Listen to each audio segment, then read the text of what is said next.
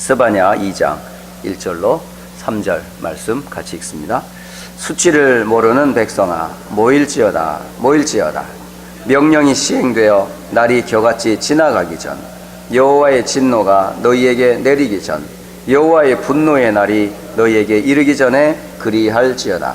여호와의 규례를 지키는 세상의 모든 겸손한 자들아 너희는 여호와를 찾으며 공의와 겸손을 구하라. 너희가 혹시 여호와의 분노의 날에 숨김을 얻으리라. 아멘. 이번 한 달 동안 계속되어지는 메시지는 스바냐서입니다.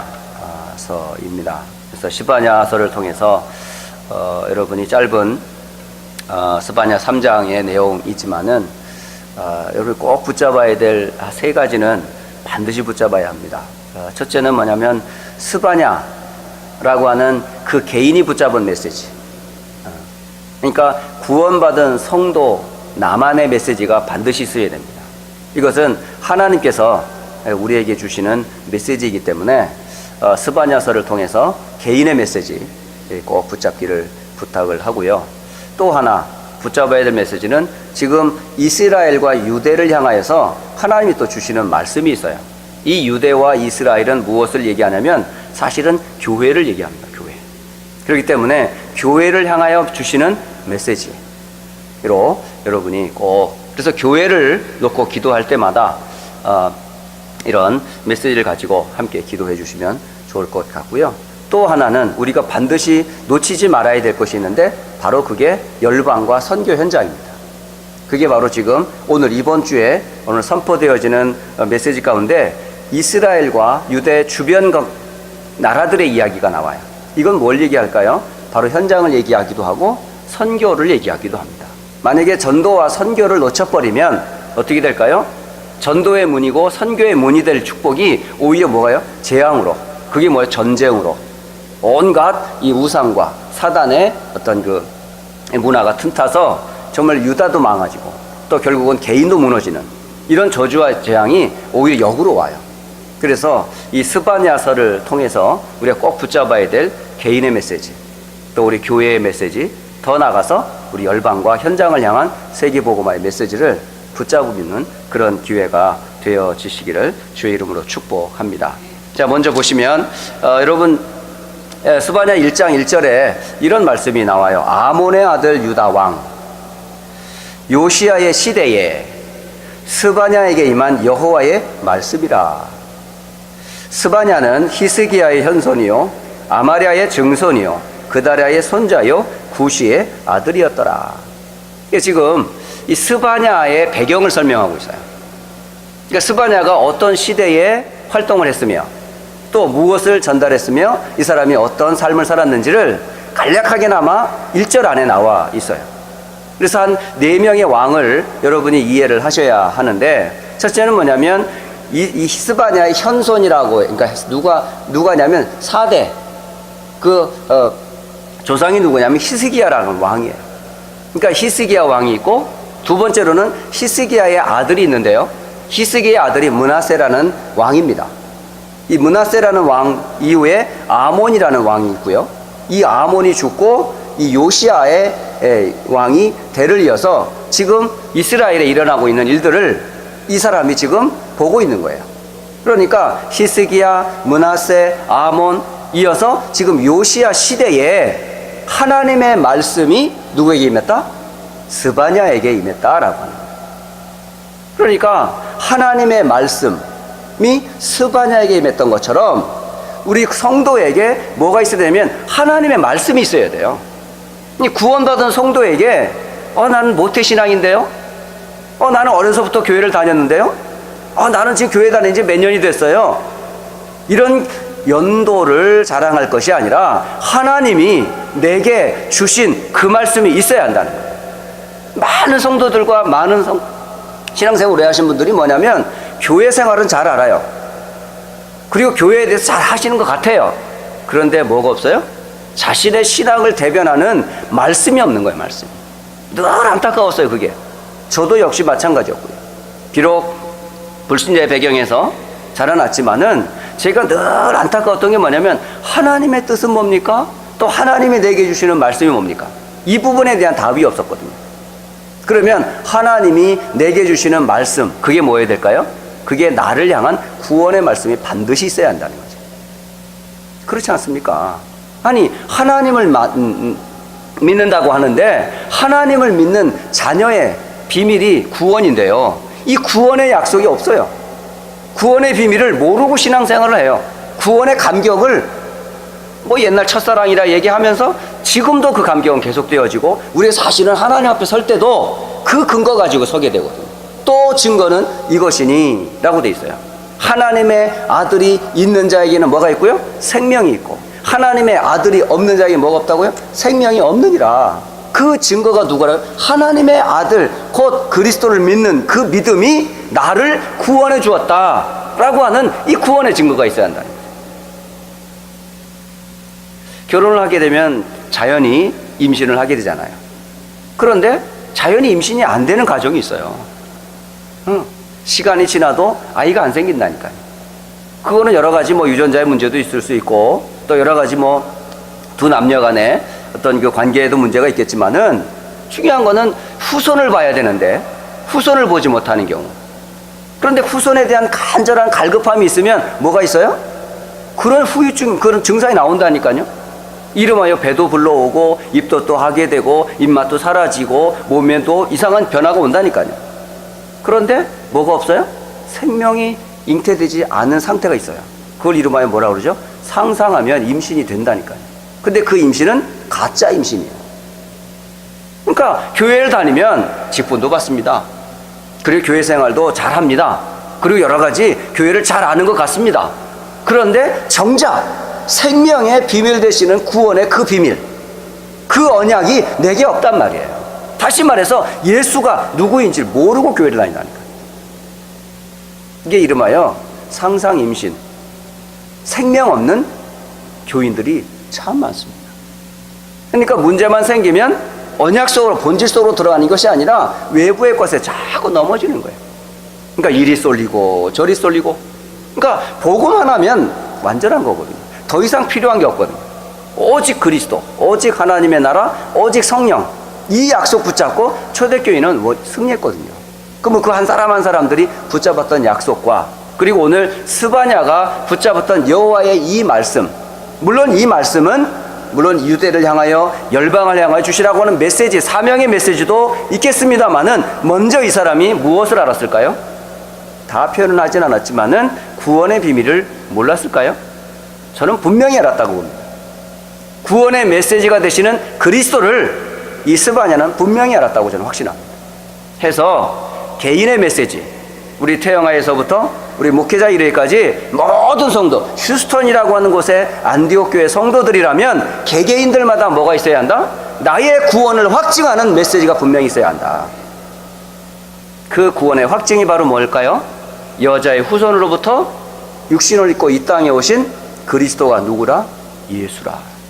이 구원의 비밀만큼은 누구에게도 간증할 수 있어야 하고 확증할 수 있는 나만의 비밀이 있어야 한다. 꼭 반드시 필요합니다. 두 번째로는 뭐냐면, 우리 교회, 지금 유대, 이스라엘이, 북이스라엘은 이미 722년경에 BC 아수르에 의해서 멸망을 당해버렸어요. 그게 사마리아를 수도로 두고 있던 북이스라엘입니다. 이 북이스라엘이 멸망을 당했어요. 그리고 남유다는 586년에 결국 또 이 바벨론에서 멸망을 당하거든요.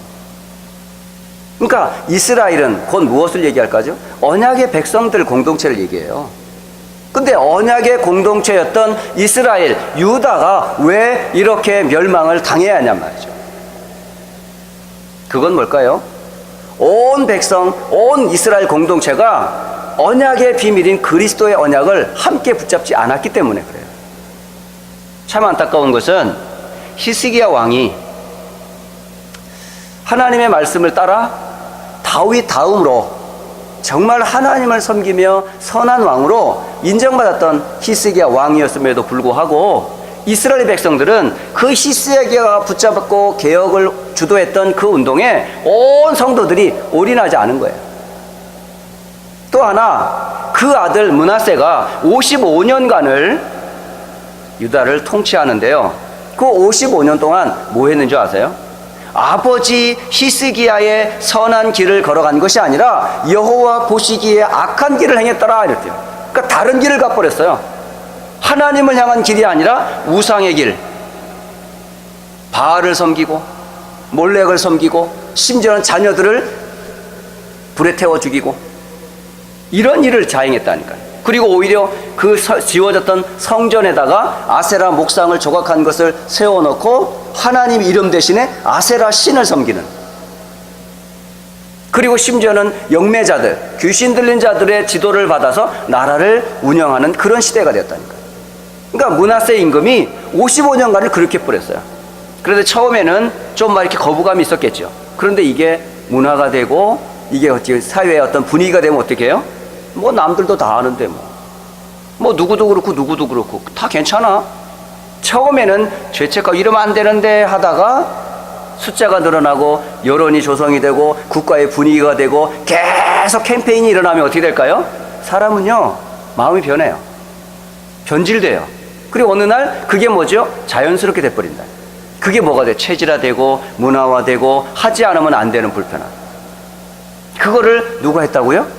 그 히스기야의 왕의 아들이었던 므낫세가 55년간을 그렇게 했어요. 그러니까 하나님 보시기에 악한 왕 중에 하나, 물론 아합 왕도 있었지만은 이 므낫세 왕도 정말 하나님 보시기에 악한 왕 중에 한 사람이었었어요. 근데 그 므낫세 왕의 대를 이어 그 아들 아몬이 왕이 되었는데, 아몬이 약 2년 동안 유다를 통치했거든요. 똑같이 아버지 므낫세가 했던 그 길을 똑같이 걷습니다. 그래서 약 57년간을 이스라엘 사람들은 어떻게 한 줄 아세요?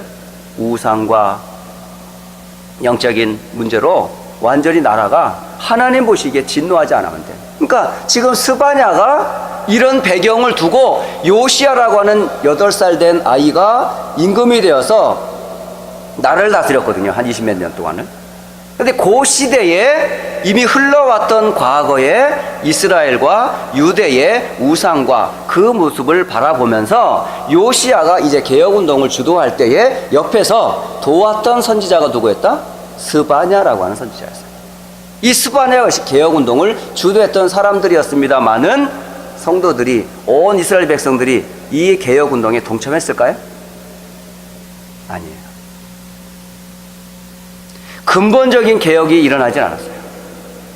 바른 복음은 전달했지만 듣는 이가 뭐라 했어요? 58년 동안 각인되고 뿌리 내리고 체질화되었던 것들이 그대로 갖고 있다는 거예요. 그게 상처로, 그게 문제로, 영적인 문제 그대로 갖고 있는 거예요. 지금 우리 성도들의 모습이 그럴 수도 있어요.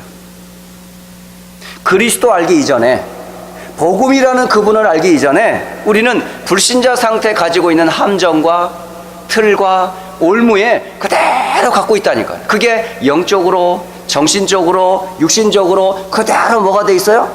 각인, 뿌리, 체질돼 있다니까요. 근데 복음을 받아 충격은 받았어요. 복음을 받아 구원의 은혜는 알았어요. 그러나 내 생각과 삶과 패턴은 여전히 뭐죠? 내 기준, 나 중심, 돈 중심, 성공 중심, 세상의 문제를 이기면 하나님 말씀을 따라가는 게 아니라 세상의 풍속과 방향을 따라 결정을 하고, 그런데 왜 하나님을 믿는데 나는 왜 안 될까요? 구원받음에도 불구하고 불신자와 똑같이 오히려 불신자에게 조롱을 당하는 그런 삶을 살 수도 있다는 거죠.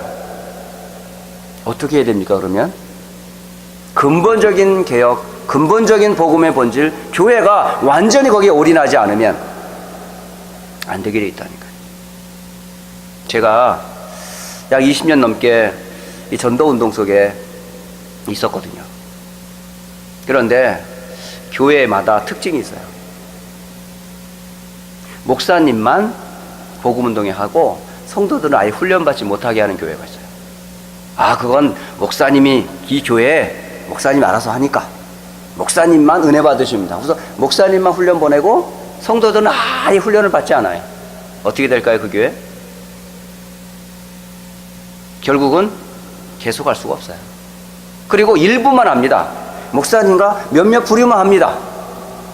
그러니까 100여 명의 성도가 있다 하면 그 가운데 한 20, 30명만 하고 거의 7, 80명은 그냥 일반 교회 다니는 신자나 별 차이 없어요. 그냥 주일 예배 드리는 걸로 끝나고 그냥 삶이 불신자와 그러니까 교회 다니는 신자 별 차이가 없어요. 그런 게 어떻게 될까요? 이 사람들은 그리스도를 얘기하든 전도를 얘기하든 그냥 똑같습니다. 그냥 감각이 없어요. 감각. 거기에 실질적인 뭐가 없어요. 맛을 못 본 신자들 참 많습니다. 그러니까 복음하면 거기에 오는 감격, 행복함, 그 즐거움을 맛을 못 보고 그냥 그냥 교회를 다니는 게 좋은 거야. 교회 다녀야 해. 이런 식으로. 그 교회 역시 그죠? 한계를 못 벗어납니다.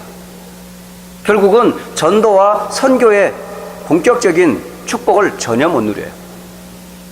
근데 진짜 하나님이 쓰시고 부흥되고 계속되는 생명운동이 일어나는 교회는 어떤 교회인 줄 아세요? 목회자와 중직자와 성도와 렘넌트가 함께 가는 거예요. 그러니까 with 하나님이 나와 함께하는 구원의 비밀을 가진 자들이 지금도 우리와 함께한다는 임마누엘의 비밀을 가진 그 교회를 통해 가는 거지. 어디로? 세계복음화로.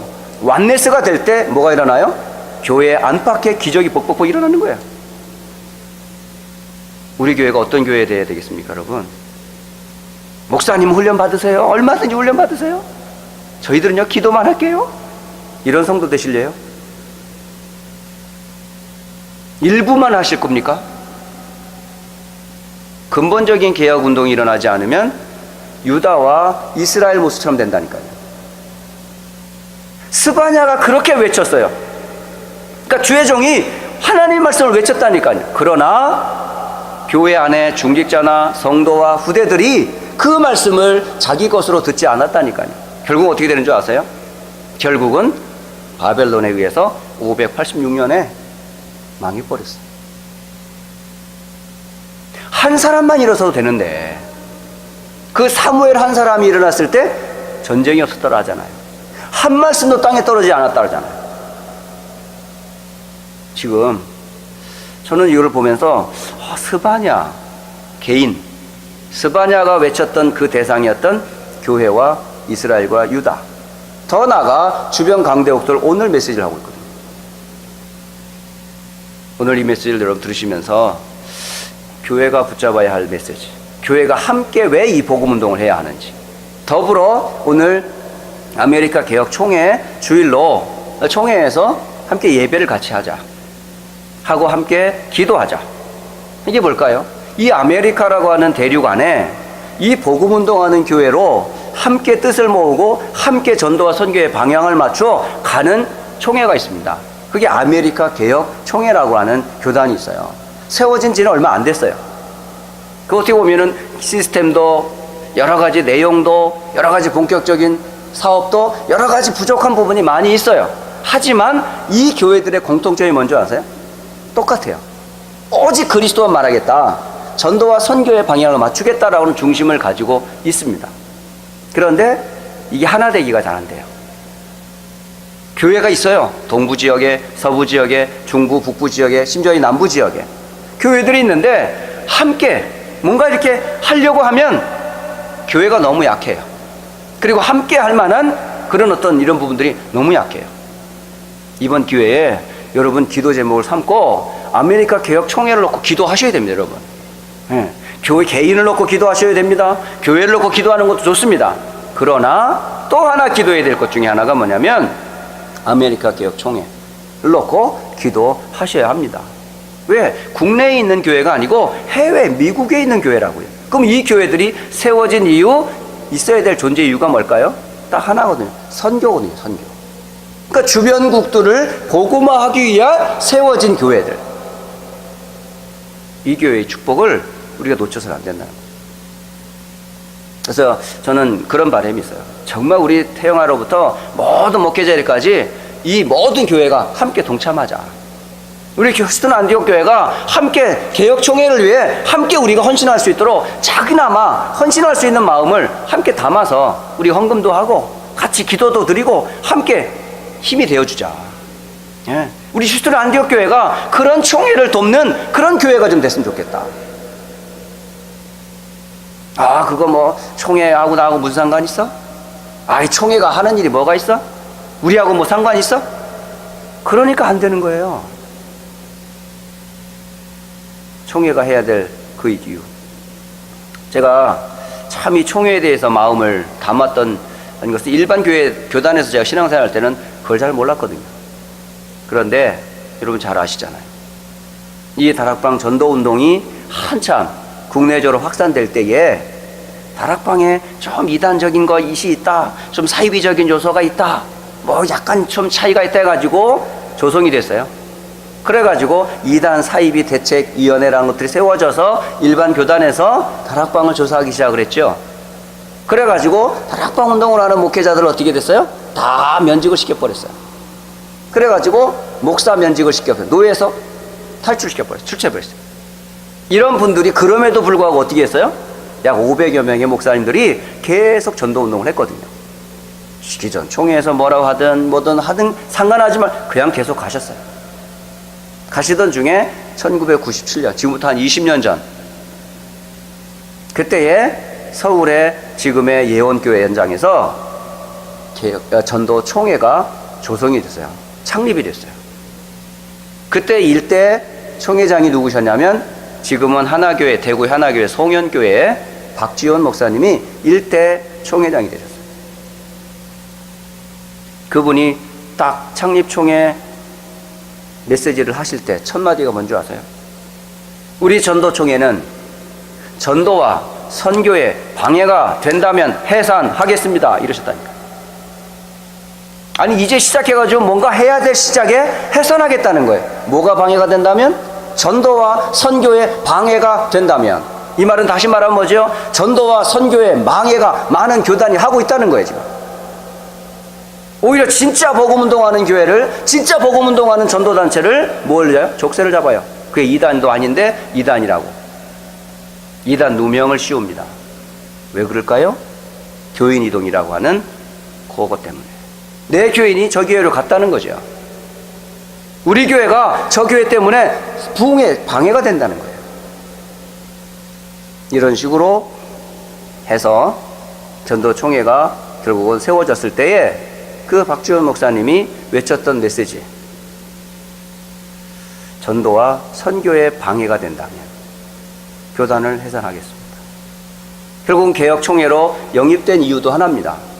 이단은 아닌데 자꾸 이것 때문에 후대들이 전도 선교하고 나가는데 방해가 될까봐, 혹 전도의 유익 때문에 들어간 겁니다. 선교에 도움이 될까봐 들어간 것이지 내용이 이단적이냐? 너 여러분이 잘 아시잖아요. 우리 교회가 지금 그 운동을 하고 있잖아요. 오직 복음, 오직 세계복음화라고 하는 방향 가는데 왜 들어갔습니까? 개혁총회로 들어간 이유 하나밖에 없거든요. 전도와 선교에 유익되다면 많은 희생을 감수하고 들어가겠다는 거예요. 헌신하겠다는 거예요. 봉사하겠다는 거예요. 한국교회와 함께 하겠다는 거예요. 그런 흐름을 타고 세워진 교회가 바로 이제 개혁총회에 들어가게 된 거죠. 미주에도 마찬가지입니다. 파송된 선교사님들이 다 잘렸어요. 여러 가지 그 후원이 다 끊어졌어요. 그럼에도 불구하고 여러 가지 우여곡절이 있었습니다마는 끝까지 크든 작든 교회 성도가 많든 적든 간에 복음운동을 하겠다고는 그 중심과 방향 가지고 헌신했던 교단들이 있어요. 그게 바로 아메리카 개혁총회입니다. 물론 아직도 많이 갱신해야 되고 많이 여러 가지 각인 뿌리 체질된 것 때문에 진행상에 약간의 불협화음이 있을 수 있습니다만은 본질은 뭐죠? 오직 그리스도, 오직 하나님의 나라와 세계복음화를 마가의 다락방의 그 언약을 이 해외인 여기에도 전달하고 그 일에 쓰임받자라고 해서 세워진 교회라는 거예요. 그 총회 소속하에 휴스턴이라는 하는 교회, 안디옥 교회가 포함되어 있습니다. 해서 정말 총회 주의를 기념하면서 저와 여러분이 마음을 담아서 여러분 기도의 제목을 담아 기도하자고 하는 거예요. 오늘 저는 이 세 가지를 바라보면서 정말 개인적인 메시지, 또 우리 교회적인 메시지, 더 나아가서 정말 세계복음화를 이루어가야 될 이 방향에 어떤 메시지를 붙잡아야 하겠나 라는 말씀을 계속 묵상하면서 오늘 여러분에게 전달을 하게 된 겁니다. 자, 오늘 간단하지만은 메시지를 잠깐 정리하겠습니다. 첫째, 여호와를 찾으면 분노의 날에 숨김을 얻으리라. 지금 스바냐가 2장 1절로 3절에는 무엇을 얘기하죠? 지금 수치를 모르는 백성들아 모일지어다 모일지어다. 뭘 얘기하려고요? 지금 수치를 모른답니다. 지금 50몇 년 동안 우상과 종교와 혼합과 영매주의자로 온갖 더럽혀지고 죄악된 이 이스라엘 백성들에게 이들은 감각을 다 잃어버리고 수치와 죄책감을 느끼지 못한 채 무감각한 상태가 돼 있어요. 이런 성도들에게 모여라 그러는 거예요. 뭐 하려고요? 기회를 주려고요. 돌이키게 하려고요. 하나님이 은혜를 베풀어 주려고요. 만약에 이 돌이키지 않으면 어떻게 된다고요? 날이 겨같이 날아갈 금방 그냥 황급하게 세월 급하게 뭐가 온다고요? 재앙이 임한다고요. 하나님의 진노, 하나님의 분노의 시간이 임하기 전에 돌이켜라라는 거예요. 그래서 하나님의 공의와 하나님의 그 법도를 따르고 그 죄악된 길에서 악한 길에서 돌이켜라라고 말해요. 은혜를 지금 주겠다라고 하는 거예요. 지금 그러니까 교회를 향하여 성도를 향하여 지금 우리 후대를 향하여 하나님 뭘 주겠다? 기회를 주겠다는 거예요. 돌이킬 수 있는 기회를 주겠다는 거예요.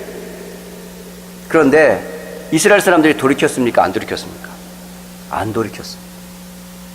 요시야 왕이 죽고 여호아스 아들이 왕이 되고 그 아들 여호야김과 여호야긴이 계속 왕이 되었지만 결국은 그 후에 시드기야라고 하는 왕에 이르기까지 이스라엘은 돌이키지 않았어요.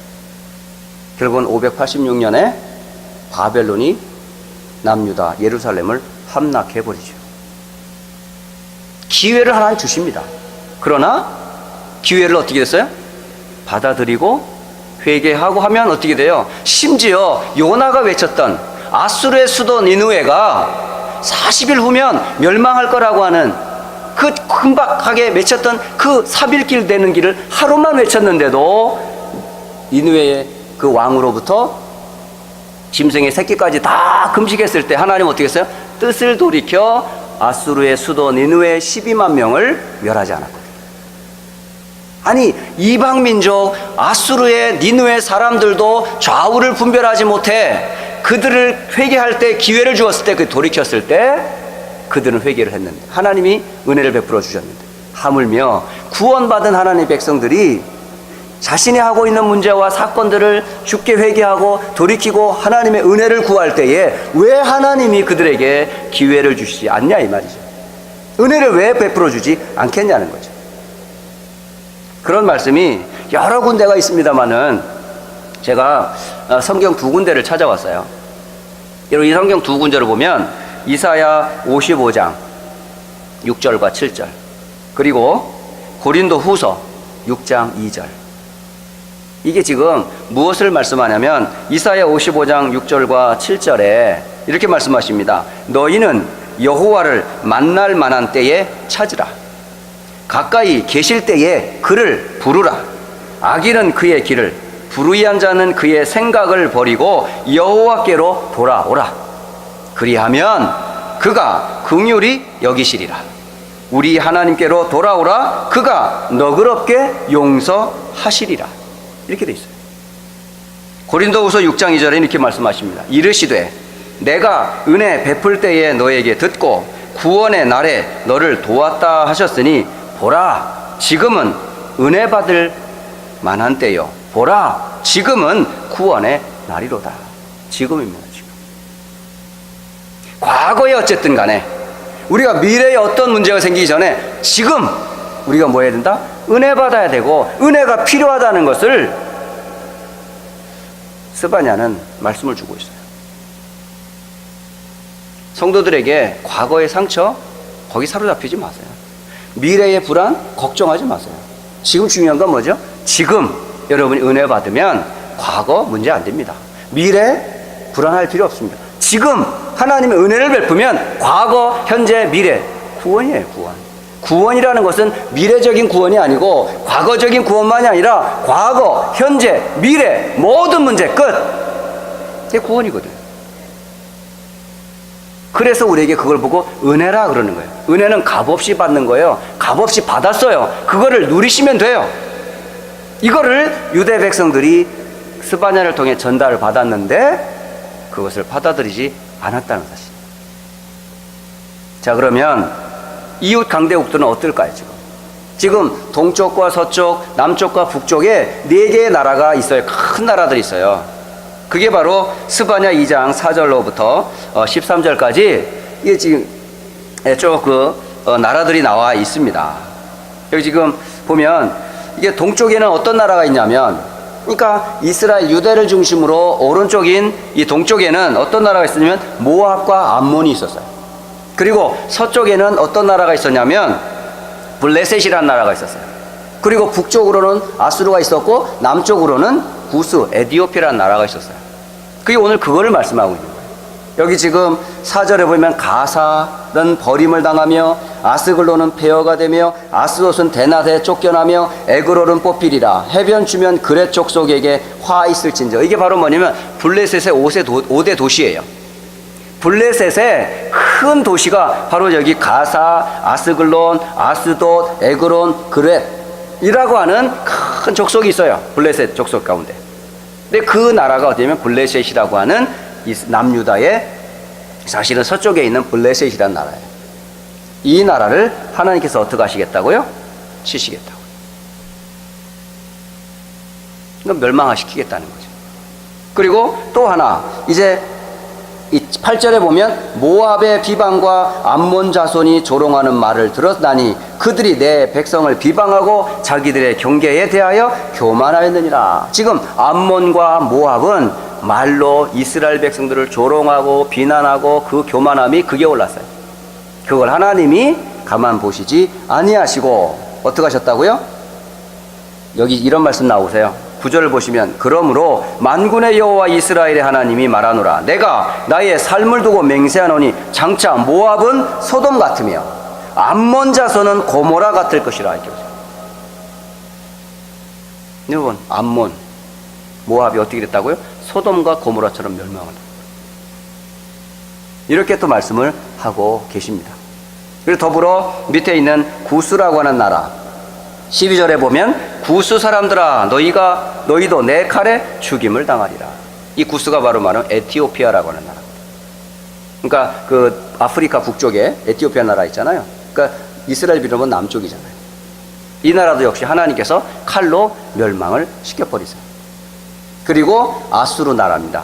그 북쪽에 아수르 나라가 있지요. 그 니느웨가 수도가 니느웨인데요. 그 나라도 어떻게 하겠다고? 황폐케 되리라. 결국 메대 바벨론에 의해서 아수르가 멸망을 당하지요. 우리가 이것을 통해서 깨달아야 할 게 뭘까요? 아무리 힘이 센 나라도, 아무리 그때 영향을 주는 나라들이라 할지라도 인간의 근본 문제를 해결할 답은 없어요. 돈으로 해결 안 돼요. 힘으로 그거 해결 안 돼요. 인간의 그 어떤 능력으로 해결 안 돼요. 뭐는요? 구원의 문제만큼. 그들도 역시 뭘 받아야 돼요? 구원받아야 된다니까요. 그러니까 블레셋도 구원의 대상이요, 모압과 암몬도 구원받아야 할 대상이요, 구스와 아수르가 뭐가 필요하다고요? 예수가 그리스도인 복음이 필요하다는 나라예요. 결국 우리 깨달아야 할 거면 유대가 내부적인 문제에 사로잡혀가지고 뭘 놓쳤어요? 선교를 놓쳐버린 거예요. 하나님의 소원은 모든 열방이 하나님 앞에 서기를 원하고 회개에 돌아오기를 원하시는데 이것을 유다가 놓쳤고 심지어는 주변 강대국들이 몰랐던 거죠. 해서 우리가 반드시 붙잡아야 할 게 뭘까요? 전도와 선교를 놓치시면 안 됩니다. 자, 결론적으로 복음이 없는 백성에게는 뭐가 반복된다고요? 재앙이 반복되는 겁니다. 어쩔 수가 없습니다. 그러니까 교회 생활로 재앙이 없는 게 아니에요. 교회 오래 다닌 사람도 재앙 받는다니까요. 뭐가 없어서? 그리스도라고 하는 복음을 놓쳐서. 종교 생활로는 우리가 보호받을 수가 없어요. 기도 많이 한다고 되는 게 아니에요. 단 하나 되면 그리스도의 비밀을 가진 자를 사단이 틈타지 못합니다. 그래서 오직 그리스도가 되실 때 흑암이 무너져요. 오직 그리스도로 교회가 하나 될 때 하나님의 마가다락방 역사를 일으킨다니까요. 오직 그리스도가 될 때 지역 강대국을 살리신다니까요. 그래서 복음이 없는 백성, 그리고 우상에 빠진 백성, 그리고 죄악에 빠진 백성에게 남는 거 하나밖에 없어요. 재앙과 멸망밖에 없습니다. 해서 우리 교회와 우리 개인, 우리 교회, 그리고 전도 총회를, 개혁 총회를 포함하여 모든 교회 해야 될 게 뭘까요? 오직 복음일 수밖에 없는, 그리스도를 붙잡지 않으면 안 된다는 말씀이에요. 그게 하나님이 우리에게 주시는 회개의 메시지입니다. 그리스도를 붙잡으면 다 용서해 주겠다는 거예요. 어떤 아픔도 치유해 주겠다는 거예요. 어떤 미래도 보장해 주겠다라고 하는 거예요. 그리스도라는 언약 굳게 붙잡고 하나님 앞에 서는 날 되시기를 주 예수 그리스도의 이름으로 축복합니다. 아멘. 합심해서 이 시간에 구원의 은혜에 감사하는 기도, 더불어 우리 교회가 온 성도가 하나 되어 복음운동하게 하시고 아메리카 개혁 총회와 우리 모든 교회가 전도와 선교의 언약 가지고 세계의 재앙을 막는 그런 교단 되도록 함께 기도하신 후에 오늘 예배를 마치도록 하겠습니다. 함께 이제는 우리 주 예수 그리스도의 은혜와 하나님 아버지의 크신 사랑하심과 성령의 함께 하심이 개인에 대한 구원, 교회를 향한 비밀, 전도와 선교를 향한 세계복음화 언약 가지고 아메리카 개혁총회를 통해 미국과 세계복음화하며 하나님의 뜻을 이루는 일에 언약 잡고 기도할 모든 주의 백성들과 렘넌트들 머리 위에 이제로부터 영원까지 함께 계실지어다. 아멘.